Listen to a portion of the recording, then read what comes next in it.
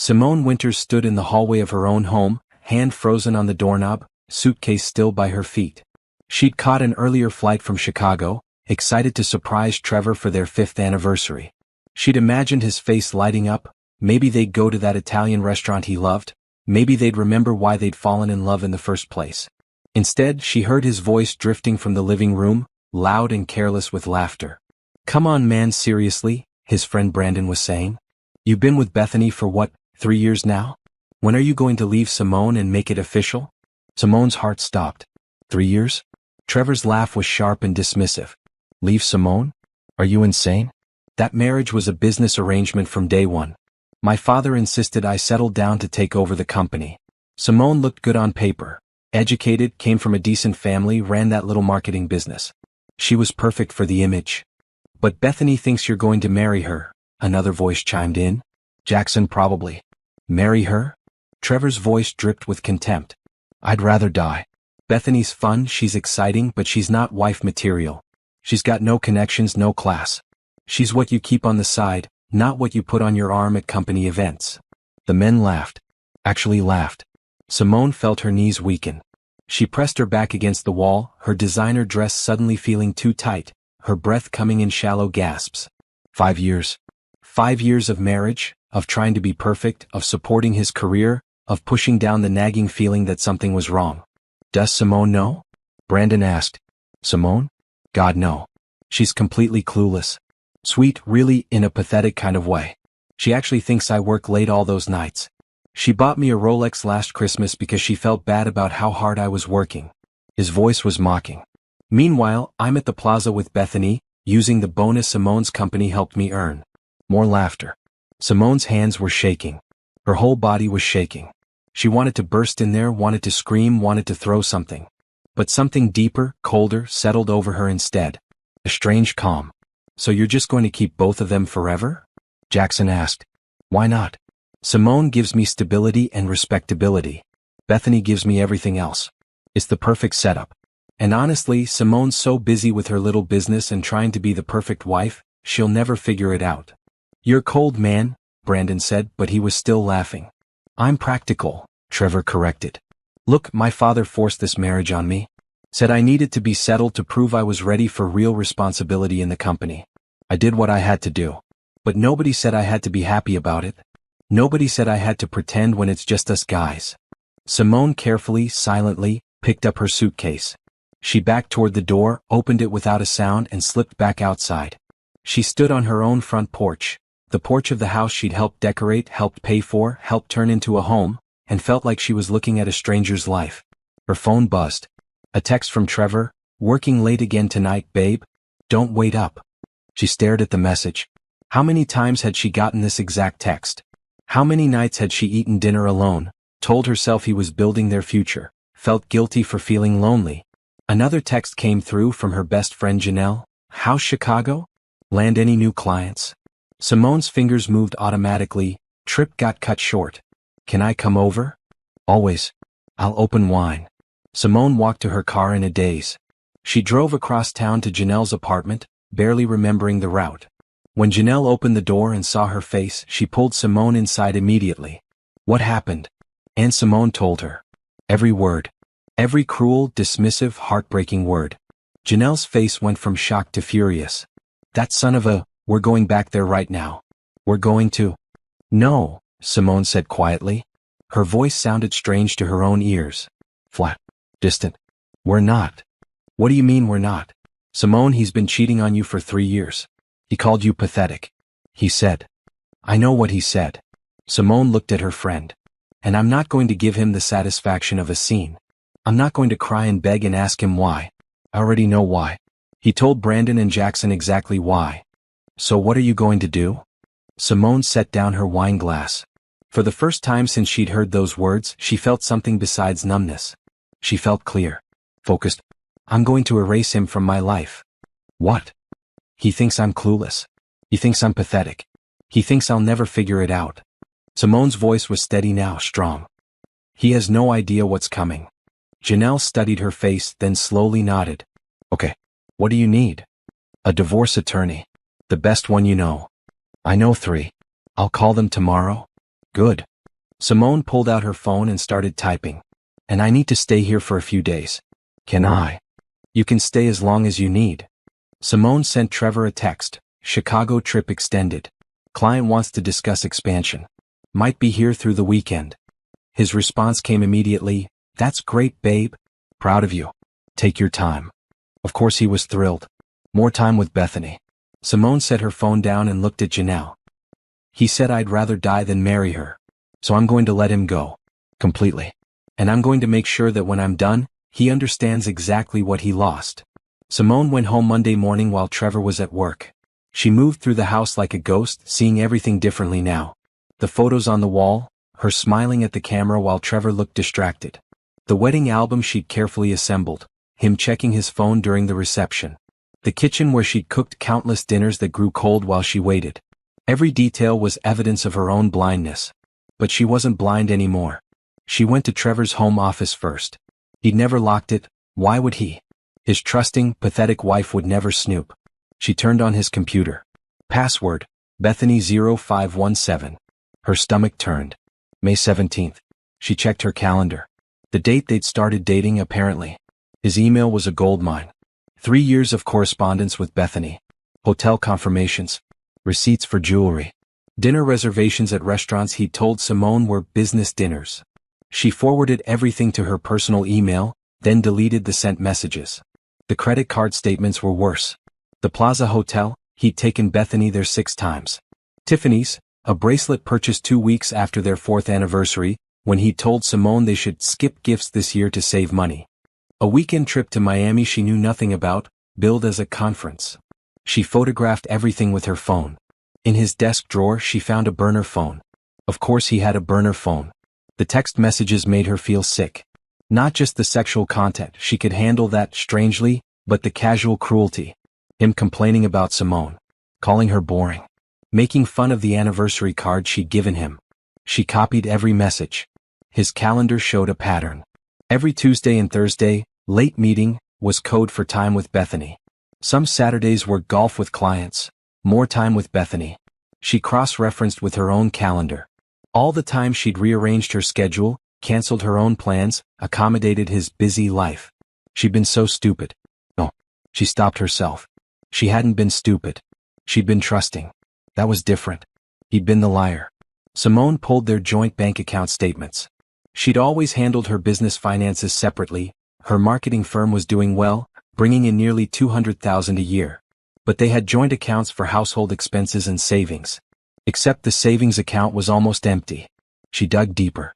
Transfers to an account she didn't recognize. $50,000 over the past 2 years, moving bit by bit into an account in Trevor's name only. He'd been hiding money. She photographed everything, then made copies of their tax returns, mortgage documents, investment statements. She found the prenup they'd signed, his father's idea meant to protect the family business. She read it carefully now, noting every clause.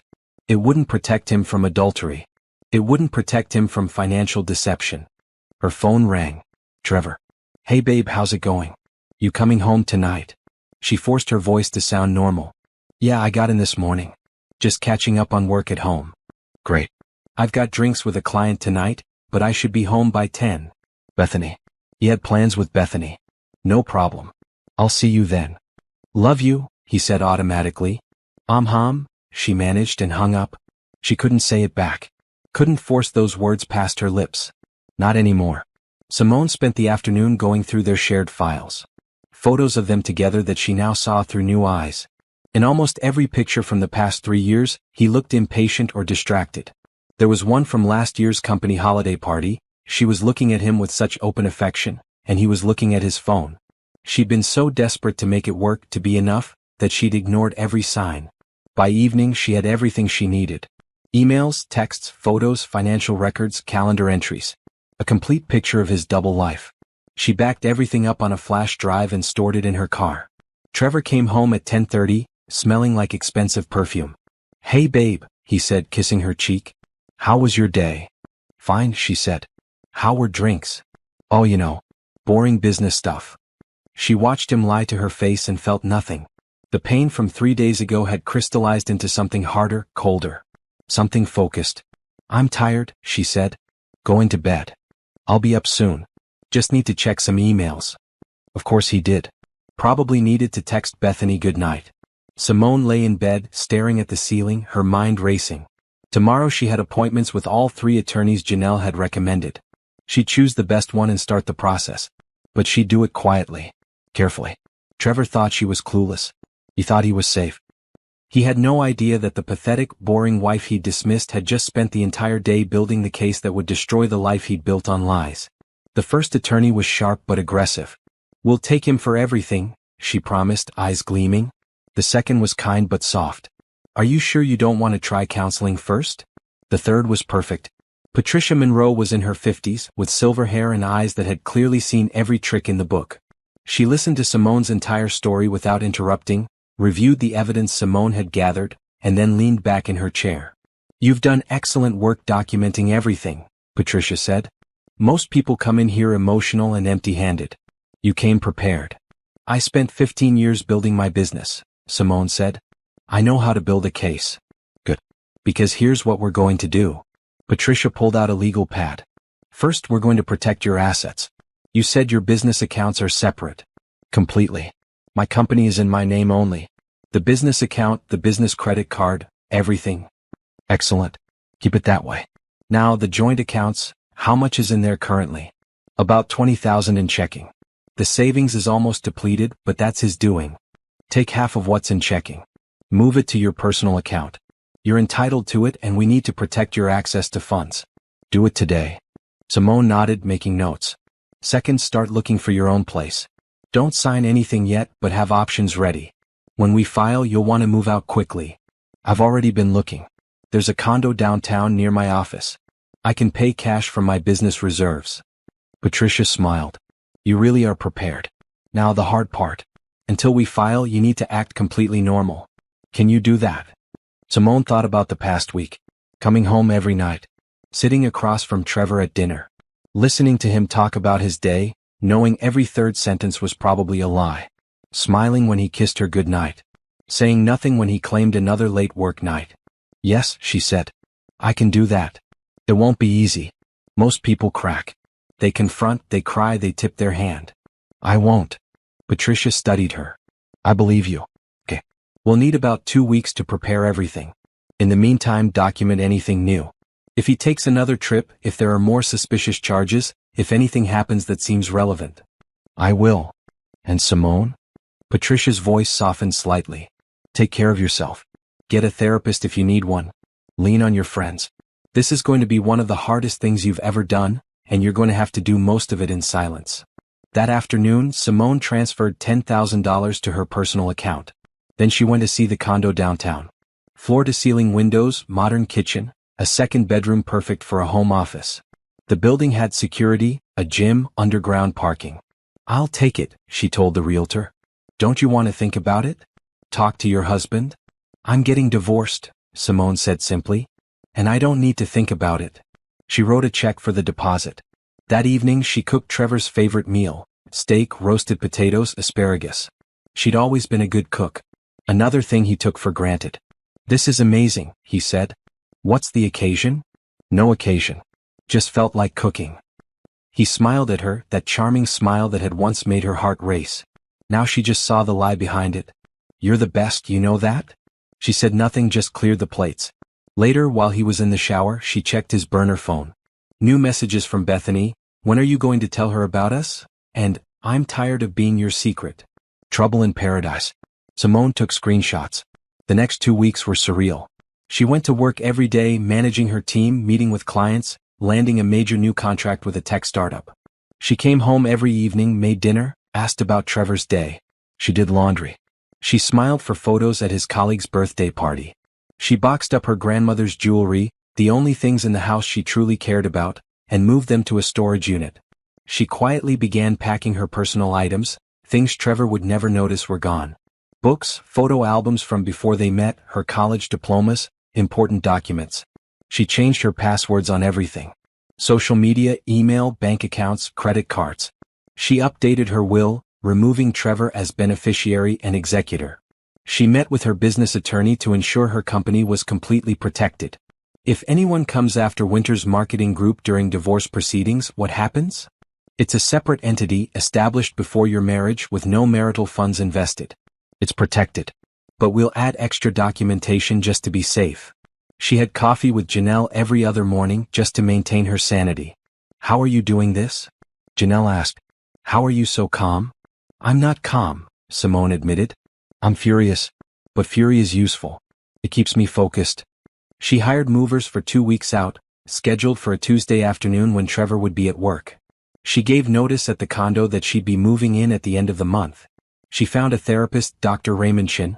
No, wait, she couldn't use that name. Dr. Jerome Washington. Someone who specialized in betrayal trauma. She had her first session on a Saturday while Trevor was supposedly golfing. I'm about to file for divorce, she told the therapist. But I'm not sad. I'm angry. Is that normal? Anger is a very normal response to betrayal, Dr. Washington said. It's often healthier than sadness, actually. It means you're not blaming yourself. I did blame myself. For about a day. Then I realized he's the one who lied. He's the one who cheated. He's the one who took vows and broke them. Exactly. So why do I feel guilty for planning this divorce without telling him? Because you're a person with integrity. You think people should be honest with each other? But Simone, he gave up his right to that courtesy when he built an entire secret life. She left the session feeling lighter. On the 13th day, Patricia called. We're ready. How do you want to do this? Simone looked at her calendar. Tomorrow, Trevor had an important presentation at his father's company. The quarterly review. All the executives would be there. Tomorrow, she said. Serve him at the office. 2 o'clock. That's bold. He called me pathetic, Simone said quietly. He laughed about how clueless I was. I want him to feel a fraction of the humiliation I felt. Consider it done. That night, Simone packed the last of her essential items. She'd leave the furniture. Most of it was his family's anyway. She'd leave the dishes, the decorations, everything that represented a life she no longer wanted. She'd take her clothes, her books, her grandmother's quilt, her computer, and her dignity. Tomorrow, Trevor's perfect double life would end. And her real life would begin. Simone woke up before Trevor like she always did. She made coffee like she always did. She kissed him goodbye as he left for his big presentation like she always did. Wish me luck, he said at the door. Good luck, she said automatically. She watched him drive away, then immediately called the movers. We're on for this afternoon, correct? Yes, ma'am. 2 o'clock. Perfect. The servers would reach Trevor at 2. The movers would start at 2. By the time he got home, she'd be gone. She went to work, had her regular Tuesday morning meeting with her team, reviewed campaign analytics, approved designs. Her assistant asked if she was okay. I'm great, Simone said. And she meant it. At 1:30 she left the office. At 1:45 she pulled up to the house. At 2 o'clock exactly the moving truck arrived. She directed them to take specific items. Her clothes. Her office supplies. The bookshelf from the guest room that had been her mother's. The small dining table from her first apartment that she'd kept in the basement. Personal photos. Her art supplies. The coffee maker she'd bought. Her phone rang at 2:15. Trevor. She didn't answer. It rang again. And again. Text messages started flooding in. What the hell is this? Call me now. This is insane. You can't just serve me at work. She turned off her phone. By 3 o'clock the movers had everything loaded. Simone walked through the house one last time. 5 years. 5 years of trying to build a home with someone who'd been laughing at her the whole time. She left her wedding ring on the kitchen counter, exactly where she'd imagined doing it. No note. The divorce papers said everything that needed to be said. She locked the door and put her key in an envelope in the mailbox. The condo was empty but clean. The movers helped her unload and she tipped them generously. By 5 o'clock she was alone in her new space, surrounded by boxes, and she felt free. Her phone buzzed. She turned it back on, but Trevor's number was blocked. It was Janelle. He called me, Janelle said. He's losing his mind. He wants to know where you are. Did you tell him?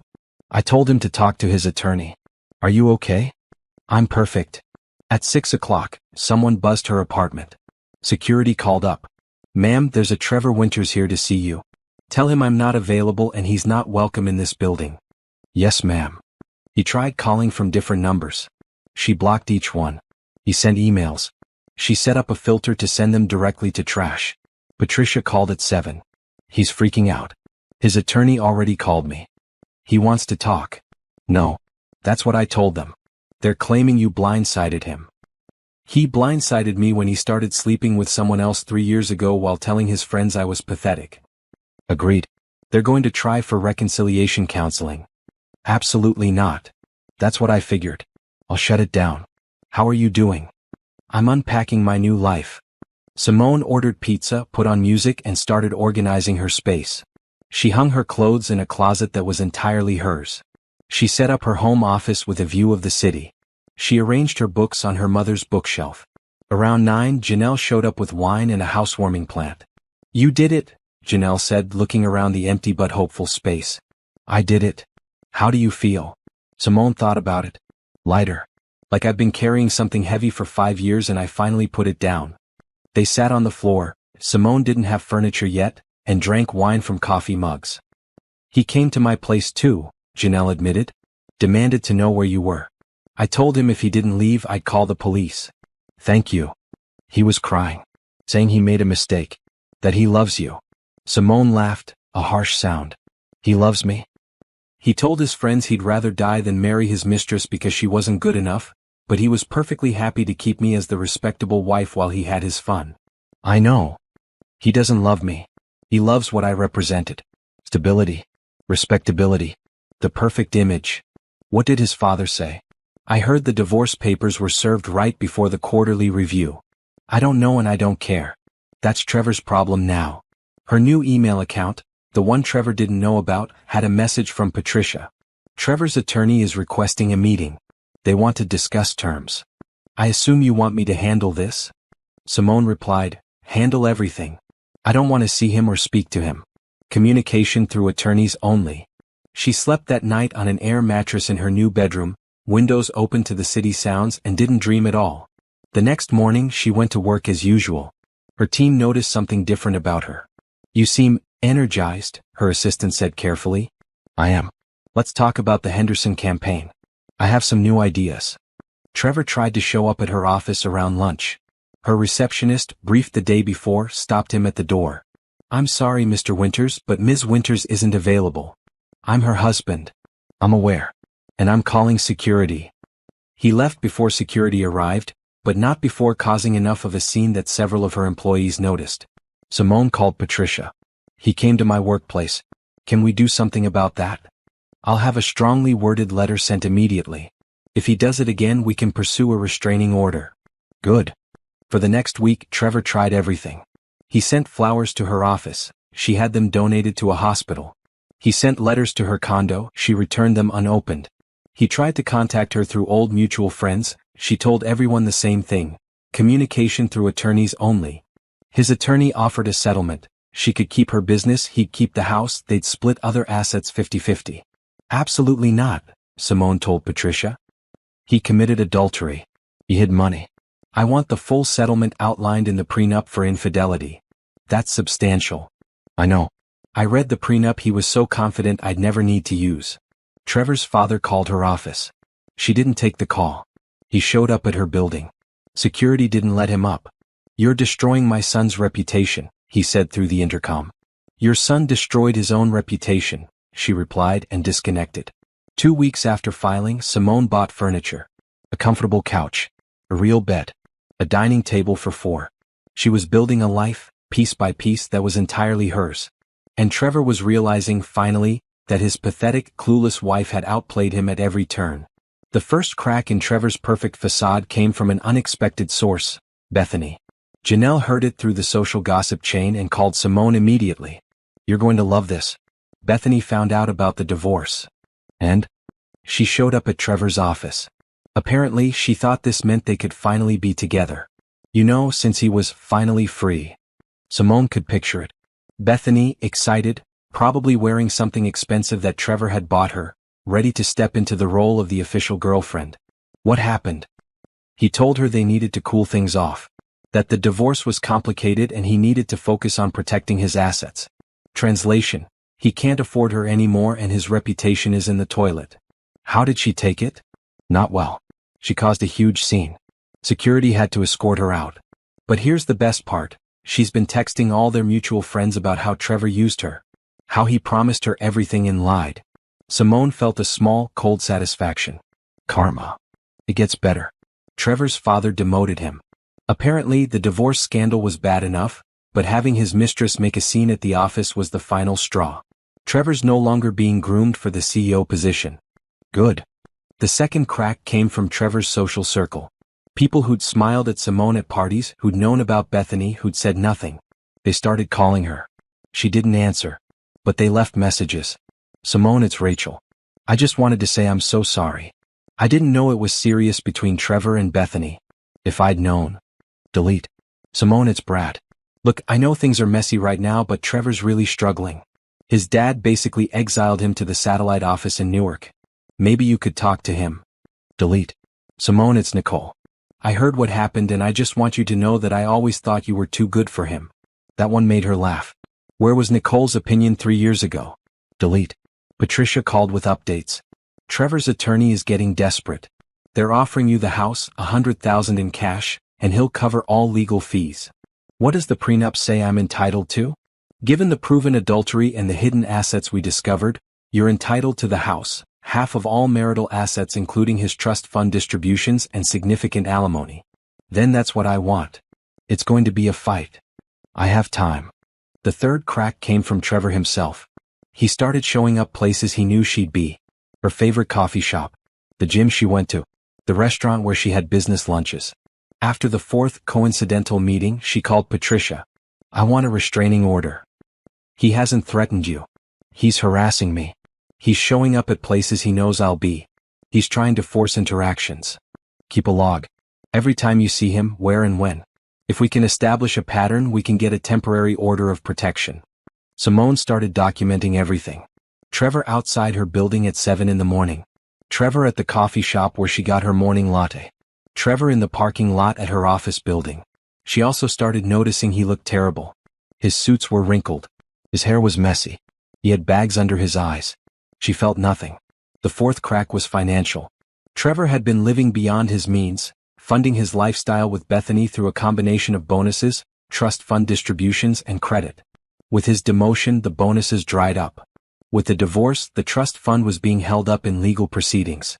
With Bethany gone, he still had all the bills, the apartment he'd been renting for her, the credit cards he'd given her access to. Patricia reported, he's trying to claim financial hardship. Says he can't afford the settlement because of unexpected expenses. What unexpected expenses? He won't specify. But my guess? He's been funding a second life and now can't maintain it. That's not my problem. Agreed. We're not budging. Simone focused on her own life. She landed 2 more major clients. She hired 3 new employees. She started a business networking group for women entrepreneurs. She joined a book club. She took a pottery class on Thursday evenings. She built a life that had nothing to do with Trevor. One evening, 6 weeks after filing for divorce, Janelle called. You need to see this.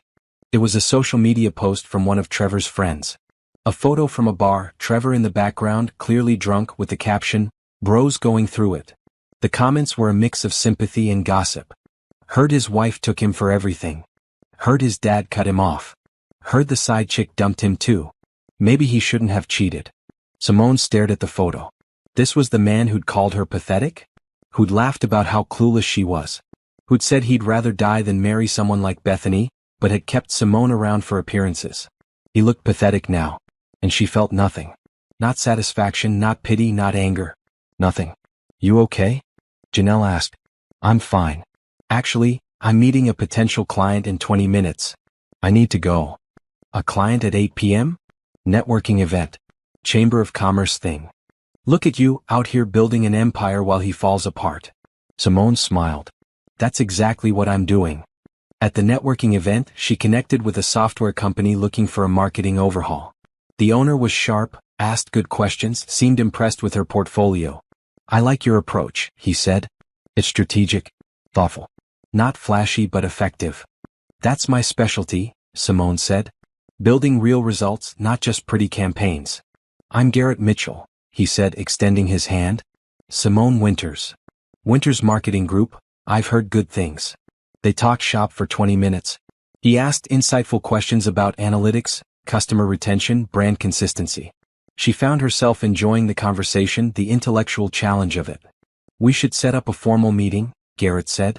"I think we could do good work together." "I'd like that." He handed her his card. She handed him hers. Professional. Simple. As she drove home that night, she realized she'd gone an entire 2 hours without thinking about Trevor once. The divorce, her new condo, her growing business. It was all just her life now. Her real life. Trevor's empire was crumbling. Hers was just being built.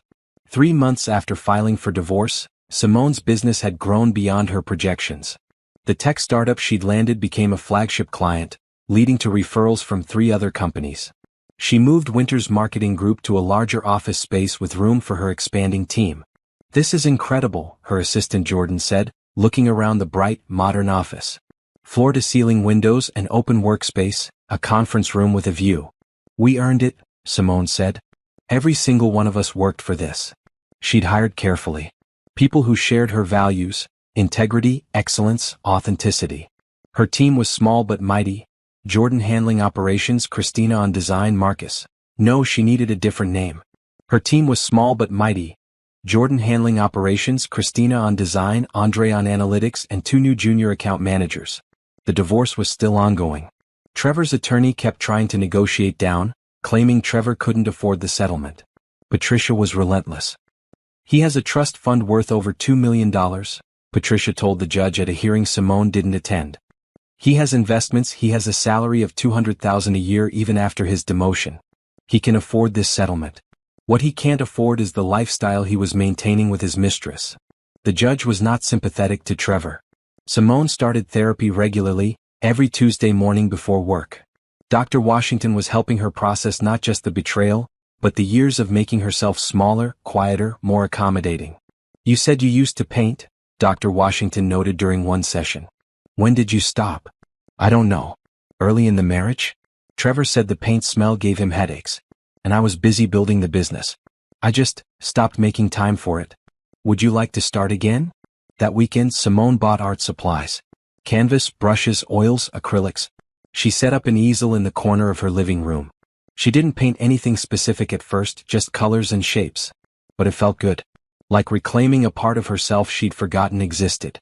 She reconnected with friends from college, women she'd lost touch with during her marriage. They met for brunch and Simone told them everything. "I can't believe you went through all that alone," her friend Nina said. "I wasn't alone. I had Janelle. And honestly, I needed the space to figure out who I was without him." "You seem different," another friend, Carmen, observed. "Stronger. More yourself." "I am myself. For the first time in 5 years." The meeting with Garrett Mitchell's company went well. Very well. They signed a 6-month contract for a complete marketing overhaul. Branding, digital presence, customer acquisition strategy. "Your pitch was exactly what we needed," Garrett told her after they signed the contracts. "Clear, realistic, strategic. Half the agencies we talked to promised us the moon. You promised us measurable results. That's all I can promise. But I'm confident we'll deliver." They set up weekly check-ins to monitor progress. Simone found herself looking forward to those meetings. Garrett was smart, asked good questions, actually listened to her recommendations. And he was funny, with a dry wit that caught her off guard. After their 3rd weekly meeting he asked, "You want to grab coffee? I mean, we just spent an hour on Zoom, but I could use actual caffeine and human interaction." Simone hesitated, then thought, why not? Sure. They met at a coffee shop near her office. The conversation flowed easily from business to books to music to their shared frustration with how many superhero movies were in theaters. "You seem to actually enjoy your work," Garrett observed.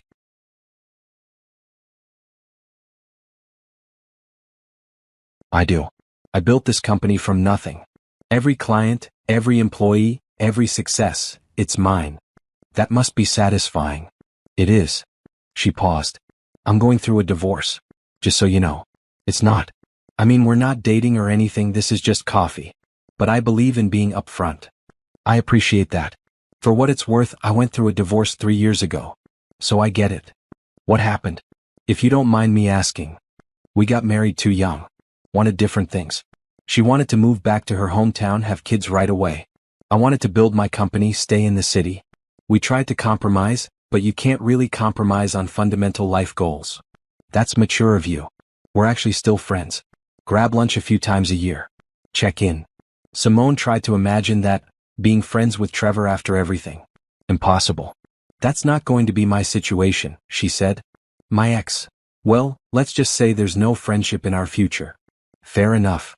Coffee became a semi-regular thing. After weekly meetings, they'd grab coffee or sometimes lunch. It was comfortable, easy.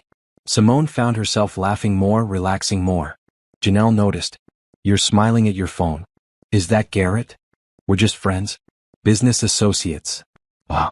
Business associates who text each other memes about marketing fails. He has a good sense of humor. And you light up when you talk about him. Janelle? I'm just saying you're allowed to be happy. You're allowed to meet people. You're allowed to move on. I'm not ready for that. Maybe not. But maybe eventually. The divorce proceedings dragged on. Trevor's attorney filed motion after motion, trying to delay, trying to reduce the settlement. Patricia countered every single one. He's running out of money for legal fees, Patricia told Simone. His attorney hinted they might need to accept our terms soon. Good. How are you doing with all this? Honestly, I barely think about it anymore. I check in with you for updates, I read what I need to read, but it's not consuming my life. That's healthy. I'm building something real now. The business, my friendships, my art. Trevor and all his drama, it's just noise in the background. At her next therapy session, Dr. Washington asked, do you think about reconciliation? Never. Not even when you're lonely? I'm not lonely. I have friends, I have work I love, I have goals I'm achieving. I was lonelier in my marriage than I am now. That's a significant realization. When you're with someone who doesn't really see you, who doesn't value you, you can be completely alone even when they're sitting right next to you. Now I'm surrounded by people who actually care about me. How is that lonely? She left the session feeling validated. That evening she worked on a painting. Bold colors, abstract shapes, energy and movement. She'd forgotten how much she loved this, the feeling of creating something from nothing. Her phone buzzed. Garrett. Random question. You like jazz? Depends on the jazz. Why? There's a show tomorrow night at the Blue Note. My friend canceled. Wanna come? Totally platonic, just good music and overpriced drinks. She should say no. She was busy, she was still married technically, she was dealing with a divorce. But she wanted to say yes. Sure, she typed. Sounds fun. The next night, she wore a dress that wasn't for Trevor's approval or for anyone else. She wore it because she liked it. She met Garrett at the venue, and they found a small table near the stage. The music was incredible. She lost herself in it, in the moment, in the simple pleasure of being somewhere she wanted to be with someone whose company she enjoyed. You're smiling, Garrett said during the intermission. Am I? Yeah. It's nice. I feel light. Is that weird? Not at all. I felt the same way after my divorce finalized. Like I'd been carrying a weight I didn't realize was there until it was gone. Exactly. They stayed until the last set, then walked out into the cool night air. Thank you for inviting me, Simone said. I needed this. Anytime. And I mean that. As friends or whatever we are. Friends, she said firmly. I'm not ready for more than that. Fair enough. Friends it is. He hailed her a cab and she went home to her quiet, peaceful condo. She made tea, sat on her couch and realized something important. She was happy. Not the performance of happiness she'd maintained during her marriage. Not the desperate attempt to convince herself she was happy. Actually genuinely happy. Trevor had called her pathetic. He'd thought she'd never figure out his lies, never leave, never build a life without him. He'd been wrong about everything. The divorce was finally moving toward resolution. Trevor's money for legal battles had run out, and his attorney advised him to accept the settlement terms. Patricia called with the news. He's agreed to everything. The house, the alimony, his portion of responsibility for the hidden assets. We should have final papers in 2 weeks. That's it? Simone asked. That's it. How do you feel? Relieved. Ready to close this chapter completely. You should be proud of yourself. Most people crumble under this kind of process. You stayed strong, stayed focused, and got what you deserved. After hanging up, Simone sat in her office looking out at the city. 5 months since she'd overheard those words. 5 months of pain, strategy, rebuilding, and growth. She was ready for it to be over. That weekend, Winter's marketing group celebrated landing their biggest client yet, a national retail chain looking for a complete brand refresh. The contract was worth nearly $500,000. We're going out, Jordan declared. The whole team. We're celebrating properly. They went to a rooftop bar, the whole team plus Janelle. Simone let herself enjoy it. The success, the camaraderie, the sense of accomplishment. Her phone buzzed. Garrett, heard through the grapevine you landed the Hartman account. Congratulations. Thank you. How did you hear? Business circles. People talk. Want to grab dinner this week to celebrate? She looked at Janelle, who was watching her with knowing eyes. Just say yes, Janelle mouthed. Sure, Simone typed. Dinner sounds great. Wednesday evening, she met Garrett at a small Italian restaurant. Not fancy, not pretentious, just good food and warm lighting. To your success, Garrett said, raising his wine glass. To our success. Your company's growth helped me make my pitch. The case study we built together was compelling. We work well together. They talked about business for a while, then somehow the conversation shifted. He told her about growing up in Boston, about his relationship with his brother, about the early days of building his company from his apartment. She found herself telling him about her grandmother, who'd taught her to paint. About her first job in marketing, how she'd saved every penny to start her own firm. About the fear and exhilaration of those early days. You've built something remarkable, Garrett said. Most people talk about starting businesses. You actually did it. So did you. True. But I had investor money and a safety net. You bootstrapped everything. I didn't have a choice. It was build something of my own or spend my whole life working for someone else. Your ex must have been proud. Simone's expression must have changed because Garrett immediately backtracked. Sorry? You don't have to talk about that. No, it's okay. She took a breath. He wasn't proud. He called my business cute and a nice hobby. When I landed my first major client, he told me not to let it distract from my responsibilities at home. He sounds like an idiot. She laughed. He was. I just didn't see it for a long time. What changed? She told him. Not everything but enough. The overheard conversation. The evidence she'd gathered. The strategic divorce. You served him at work? Garrett's eyes widened. That's actually brilliant. Petty, you mean? No. Strategic. He humiliated you privately. You held him accountable publicly. There's a difference. She liked that he saw it that way. Not revenge but accountability. It's almost over, she said. Final papers should be signed in a week or two. How do you feel about that? Free. Like I'm finally closing a door that should have been closed a long time ago. After dinner they walked through the neighborhood. The conversation flowed easily, comfortable silences punctuated by observations about the city, favorite bookstores, best pizza in town. I have a confession, Garrett said as they reached her building. I asked you to coffee that first time not just for business reasons. Oh. I thought you were impressive. Smart, strategic, genuinely passionate about your work. I wanted to get to know you better. Garrett? I know. You're not ready. You're still dealing with a divorce. And that's okay. I'm not asking for anything. I just wanted to be honest. I appreciate that. And I like spending time with you. But you're right, I'm not ready. When you are, if you are, let me know. Until then, friends? Friends. He hailed her a cab and as she rode home she felt something unfamiliar. Hope maybe. The possibility that someday when the dust settled there might be something good waiting. But not yet. The divorce papers arrived the following Tuesday. Simone signed them in Patricia's office, her hand steady. It's done, Patricia said. Officially. You're no longer married to Trevor Winters. Good. The house is yours. You can sell it, keep it, whatever you want. The first alimony payment will be processed next week. Simone had already decided. I'm selling the house. I don't want anything from that life. That evening, Janelle came over with champagne. To your freedom, Janelle toasted. To starting over. They were halfway through the bottle when Simone's phone rang. A known number. Don't answer it, Janelle said. But Simone did. Hello. Simone, it's me, Trevor. I don't have anything to say to you. Please just listen. I know I messed up. I know I hurt you. But I've had time to think and I realize now what I lost. You were the best thing in my life and I was too stupid to see it. You're calling to say this now? After everything? I miss you. I miss us. We could try again. Start over. I'll do better, I promise. Simone felt nothing. No anger, no pain, no temptation. Trevor, you told your friends you'd rather die than marry someone like your mistress, but you kept me around because I looked good on paper. You called me pathetic. You laughed about how clueless I was. You built an entire secret life while I was trying to build a real marriage. I was wrong. I was an idiot. Yes, you were. But here's the thing, I don't care anymore.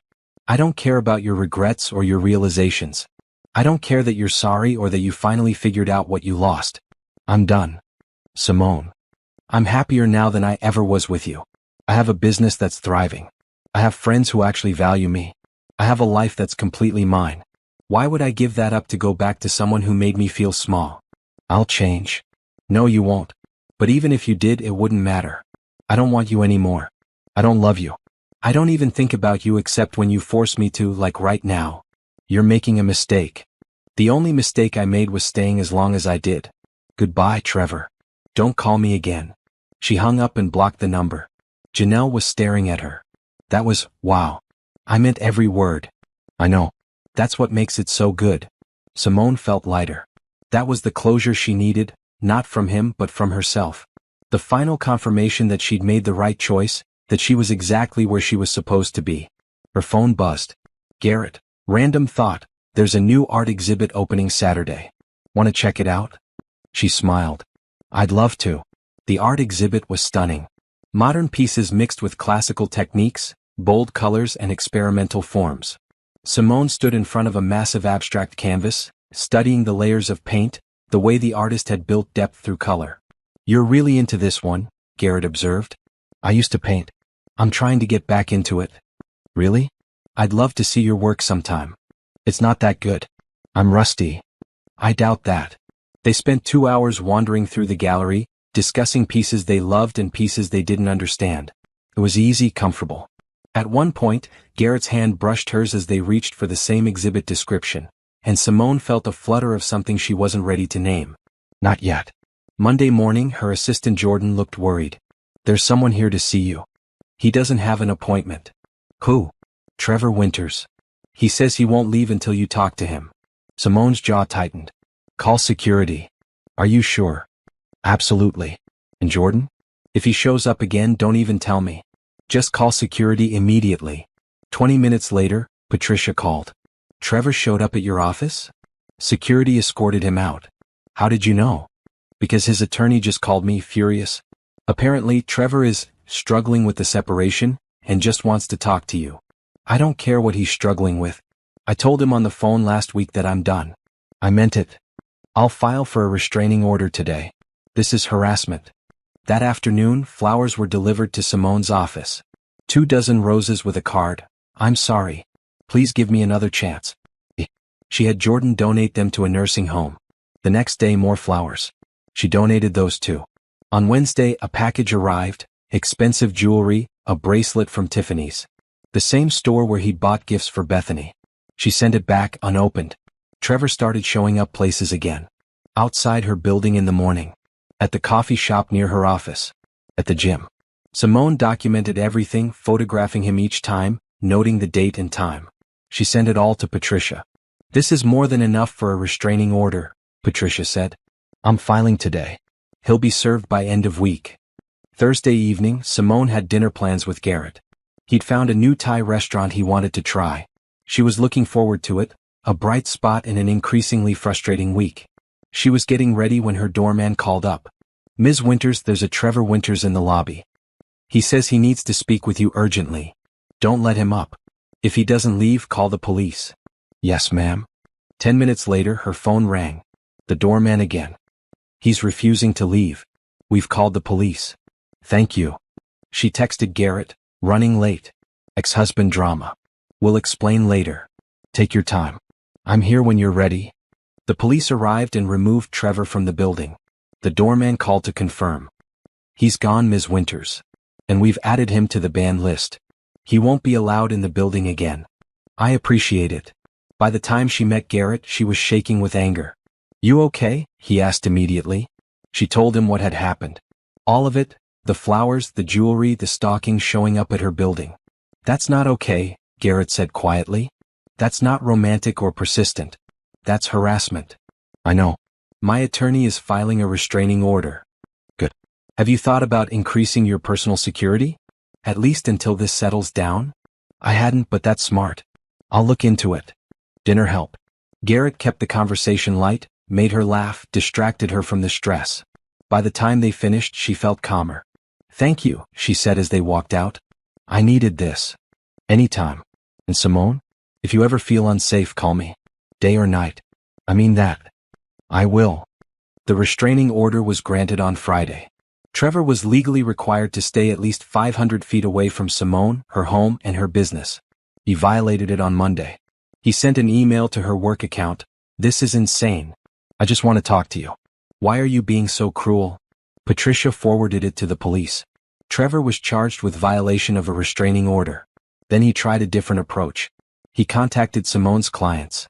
I'm concerned about my ex-wife's mental state, he told the owner of one of her smaller accounts. She's been erratic lately. I just wanted to make sure she's handling your account properly. The client immediately called Simone. What is this about? Simone felt her professional reputation being attacked. My ex-husband is harassing me. We're divorced. He has nothing to do with my business or my professional capabilities. He sounded genuinely concerned. He's manipulating you. Check my work. Review my performance. I guarantee you'll find nothing but professionalism and results. The client did review everything and apologized. You're right. Your work is excellent. I shouldn't have questioned it. But Trevor kept trying. He called other clients, sent messages to people in her professional network, tried to plant seeds of doubt about her stability, her competence, her reliability. Patricia was furious. This is defamation. This is intentional interference with your business. We can sue. Do it, Simone said. I'm done playing defense. They filed a lawsuit for defamation and harassment. Trevor was served at his office. Again, this time with both a criminal charge for violating the restraining order and a civil suit. His father called Simone's office. She took the call this time. Ms. Winters, this has gone far enough. Trevor made mistakes, but you're destroying his life. Mr. Winters, with respect, Trevor destroyed his own life. I'm simply refusing to let him destroy mine. He's facing criminal charges. He could lose his job. His reputation is in ruins. He committed adultery. He harassed me. He violated a restraining order. He attempted to sabotage my business. These are consequences of his choices. You could drop the charges. You could talk to him. I could. But I won't. Your son needs to learn that actions have consequences. Goodbye, Mr. Winters. She hung up feeling powerful. Not vindictive, but powerful. She wasn't a victim anymore. She wasn't the pathetic wife Trevor had mocked. She was a successful businesswoman who wouldn't tolerate being treated poorly. That evening she painted. Bold strokes, deep colors, raw emotion transferred to canvas. When she stepped back, she saw strength in the piece. Resilience. Transformation. Garrett stopped by. They'd made it a habit, him dropping off coffee on his way to work sometimes, and saw the painting. Simone, this is incredible. You weren't kidding when you said you used to paint. You like it? I love it. It's powerful. It makes me feel something. What does it make you feel? Strength. Like someone who's been through fire and came out stronger. She looked at the painting again, seeing what he saw. Yeah, that's exactly what it is.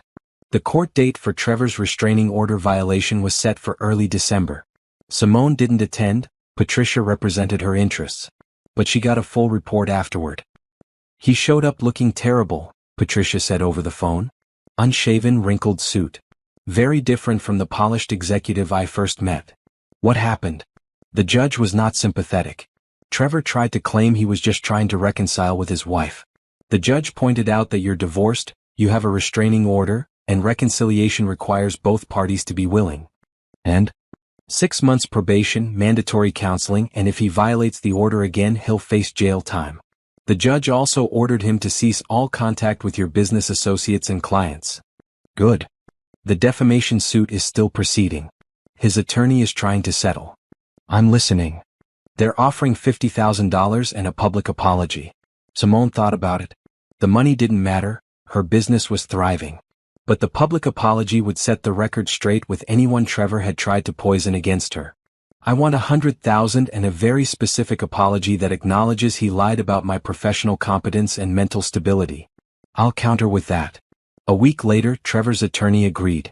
The settlement included $100,000, a written apology to be sent to every person and company Trevor had contacted, and a statement confirming that Simone Winters was a competent, professional businesswoman and that all previous statements to the contrary were false and made out of personal spite.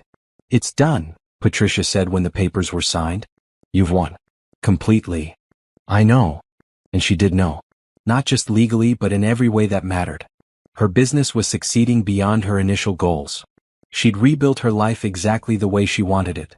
She'd proven to herself that she didn't need Trevor, didn't need his approval, didn't need anything from him. Janelle threw her a party, not a divorce party but a new life party. Her whole team came, plus friends from her networking group, her book club, her pottery class. Garrett came too, bringing a bottle of champagne and a wrapped package. "What's this?" Simone asked. "Open it." Inside was a set of professional-grade paintbrushes and a gift certificate to an art supply store. "Garrett, this is too much. You're getting back into painting. You should have good tools." She felt tears prick her eyes. "Thank you." The party was everything she needed. Laughter, celebration, people who genuinely cared about her success. She looked around her condo, filled with people she'd chosen to have in her life, and felt overwhelming gratitude. Later, as people were leaving, Garrett lingered. "Can I talk to you for a minute?" he asked. They stepped onto her balcony, the city lights spread out below them. "I know you said you weren't ready," Garrett started. "And I respect that. But I need to tell you something. These past few months, getting to know you, it's been the highlight of my year. You're brilliant and strong and creative. You make me laugh. You challenge me to think differently. And I'm falling for you." Simone's heart raced. "Garrett, you don't have to say anything. I'm not asking for an answer. I just needed you to know. When you're ready, if you're ever ready, I'm here. And if you're never ready, I understand that too. But I had to be honest with you." She looked at him, really looked at him. At the kindness in his eyes, the sincerity in his expression.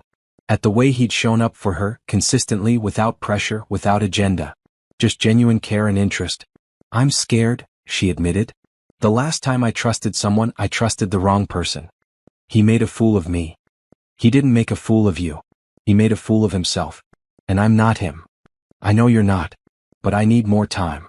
Take all the time you need." She stepped closer, making a decision. "What if we tried something? Slowly. Really slowly. Like actual dating, not just friendly coffee." His face lit up. "I would like that very much. But if I get scared or overwhelmed, I need you to understand." "I'll understand. We go at your pace. No pressure, no expectations." She smiled. "Okay then. We're dating. Slowly." Best news I've heard all year. That night, after everyone left, Simone sat on her couch and reflected on the past 6 months. From the worst moment of her life, standing in that hallway hearing Trevor's cruelty, to this moment. Successful business owner. Surrounded by real friends. Free from a toxic marriage. And maybe, just maybe, ready to open her heart again. Her phone buzzed. A message from an unknown number. Her stomach dropped. Was Trevor using a new phone? But it wasn't Trevor. It was her real estate agent. Great news. The house sold. Above asking price. Closing in 30 days. Simone laughed. The universe really was cleaning up every loose end. She texted back, "Perfect." The final piece of her old life, gone. And she felt nothing but relief. 1 year after overhearing those devastating words, Simone stood in front of her team at the annual company meeting. Winter's marketing group had doubled in size, 12 employees now, 2 offices, clients across 3 states. "A year ago, I wasn't sure what the future held," she told her team. "But because of all of you, because of your hard work and dedication, we've built something incredible. We're not just a marketing agency. We're a team that creates real results for people who trust us. Thank you." The applause felt genuine. These were people who respected her, who worked with her, not for her. Who saw her as a leader, not a convenience. After the meeting, she had lunch with Patricia, who'd become more than just her attorney. She was a friend. "How does it feel?" Patricia asked. "A full year divorced?" "Honestly, I barely think about being divorced anymore. I just think about being myself. That's the best outcome possible."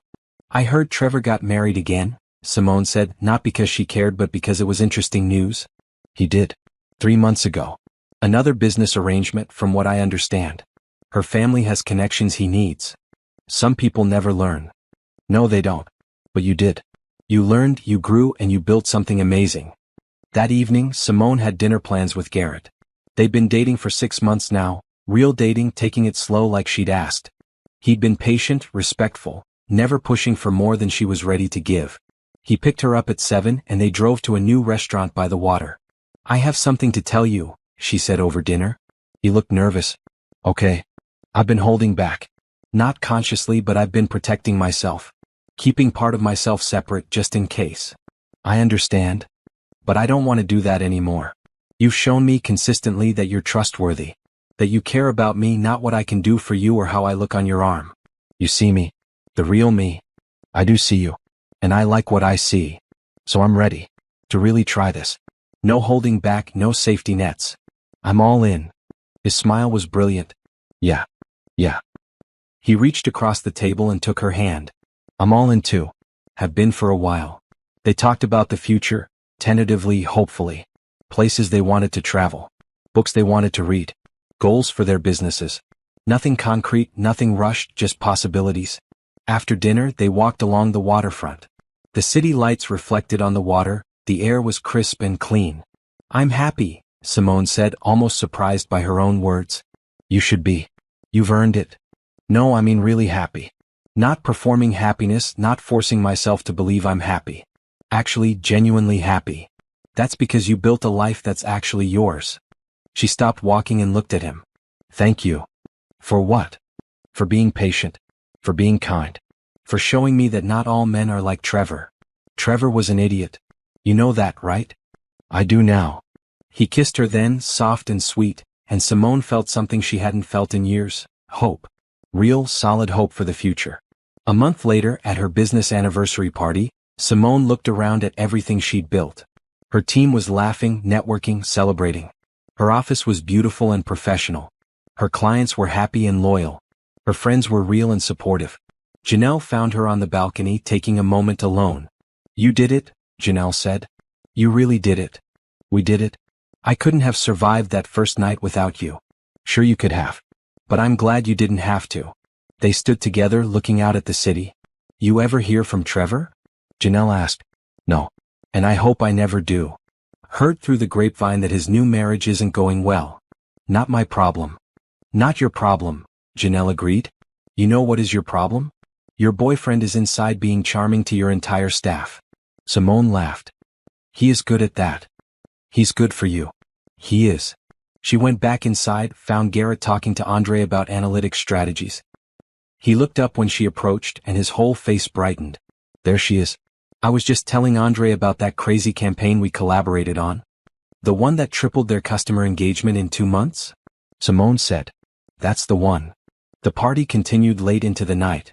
When it finally wound down, Garrett helped her clean up. You don't have to do that, she said. I know. I want to. They worked together in comfortable silence, and Simone realized this was what partnership actually looked like. Not one person serving another, not one person diminished to make the other bigger, but two equals working side by side. Later, sitting on her couch with tea, she reflected on the journey. A year ago, she'd been standing in a hallway, her world shattering. She'd felt pathetic, foolish, broken. But she wasn't broken. She'd been bent, maybe, but not broken. And in the rebuilding, she'd made herself stronger, clearer, more authentically herself than she'd ever been. Trevor had said, marry her? I'd rather die, about his mistress, thinking he was safe keeping Simone as the respectable wife while having his fun elsewhere. He'd called her pathetic, mocked her to his friends, taken her for granted. He'd been so wrong. The best revenge wasn't destroying him, though legally she'd held him accountable for his actions. The best revenge was building a life so full, so successful, so genuinely happy that he became irrelevant. She'd erased him from her life, just like she'd promised Janelle that first night. Not through anger or bitterness, but through success and growth and choosing herself. Her phone buzzed. A text from her real estate agent. Closing on the house is complete. Funds transferred to your account. Congratulations. The last tie to her old life severed. The house was sold, the money in her account. Money she'd used to expand her business, to invest in her future. Garrett had fallen asleep on her couch. She smiled, covering him with a blanket. This was her life now. Real, messy, beautiful, and completely her own. She picked up her paintbrush and worked on her latest piece, a sunrise over the city, bright and hopeful. As she painted, she thought about second chances, about rebuilding, about the unexpected ways life can transform when you refuse to accept less than you deserve. Trevor had said he'd rather die than marry his mistress. He'd kept Simone around for appearances, for convenience, for respectability. But Simone had chosen life. Real life. Her own life. And she was finally, truly, perfectly happy.